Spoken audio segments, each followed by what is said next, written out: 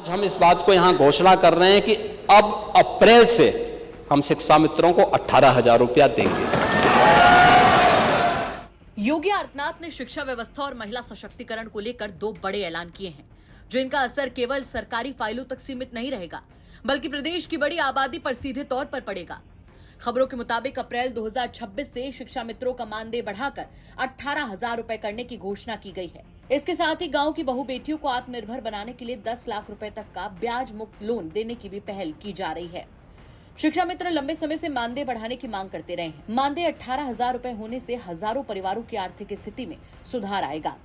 ये केवल आय बढ़ने का मामला नहीं है, बल्कि इससे ग्रामीण शिक्षा व्यवस्था को भी स्थिरता मिलेगी। ग्रामीण क्षेत्रों में प्राथमिक शिक्षा की रीढ़ माने जाने वाले शिक्षा मित्र अगर आर्थिक रूप से सुरक्षित होंगे तो एजुकेशन पर ज्यादा ध्यान देंगे। इससे सरकारी स्कूलों की गुणवत्ता सुधारने में भी मदद मिल सकती है। बड़ी संख्या में जुड़े शिक्षा मित्रों और उनके परिवारों को सीधे लाभ मिलने से ये निर्णय सामाजिक और आर्थिक दोनों स्तरों पर प्रभावी साबित हो सकता है। शिक्षा मित्र और अनुदेशकों के लिए देखिए, पांडे जी, सच स्वीकार करना चाहिए। आप 3,000 रुपया देते थे, हमने 10,000 किया था उनका मानदेय। हाँ, ओहो भाई, आप तो उसको बढ़ाए भी नहीं ना। आप तो बढ़ाए भी नहीं, जो भारत सरकार देती थी वही 3,000 था। लेकिन आज हम इस बात को यहां घोषणा कर रहे हैं कि अब अप्रैल से हम शिक्षा मित्रों को 18,000 रुपया देंगे। सरकार की दूसरी पहल, गांव की बहू बेटियों को 10 लाख रुपए तक का ब्याज मुक्त लोन, महिला सशक्तिकरण की दिशा में अहम माना जा रहा है। बिहार की तरह उत्तर प्रदेश में भी महिलाओं को आत्मनिर्भर बनाने की रणनीति अपनाई जा रही है।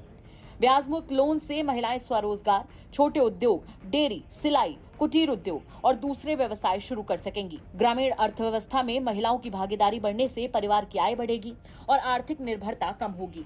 इससे प्रदेश की बड़ी महिला आबादी को सीधे लाभ मिल सकता है। उत्तर प्रदेश जैसे विशाल राज्य में शिक्षा मित्रों और महिलाओं की संख्या बड़ी है। ऐसे में दोनों घोषणाएं व्यापक जन समर्थन को प्रभावित कर सकती हैं।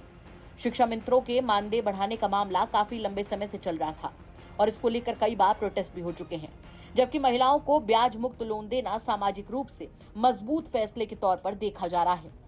2027 के आगामी विधानसभा चुनाव के संदर्भ में देखा जाए तो एक कदम सरकार को एक विशेष बढ़त दे सकता है। एक ओर शिक्षा मित्र वर्ग में सकारात्मक संदेश जाएगा, वहीं दूसरी ओर महिला मतदाताओं के बीच आत्मनिर्भरता और आर्थिक सहयोग का भरोसा मजबूत होगा। राजनीतिक विश्लेषकों के मुताबिक अगर इन योजनाओं को सही तरीके से लागू किया गया तो ये केवल आर्थिक राहत नहीं, बल्कि सामाजिक सशक्तिकरण का आधार भी बन सकते हैं। ऐसे फैसले सरकार की छवि को और ज्यादा मजबूत करेंगे। कुल मिलाकर शिक्षा और महिला सशक्तिकरण पर केंद्रित ये योजनाएं न केवल लाखों परिवारों को फायदा दे सकती हैं, बल्कि आने वाले समय में राजनीतिक समीकरणों को भी प्रभावित करने की क्षमता रखती हैं। ब्यूरो रिपोर्ट, यूपी तक।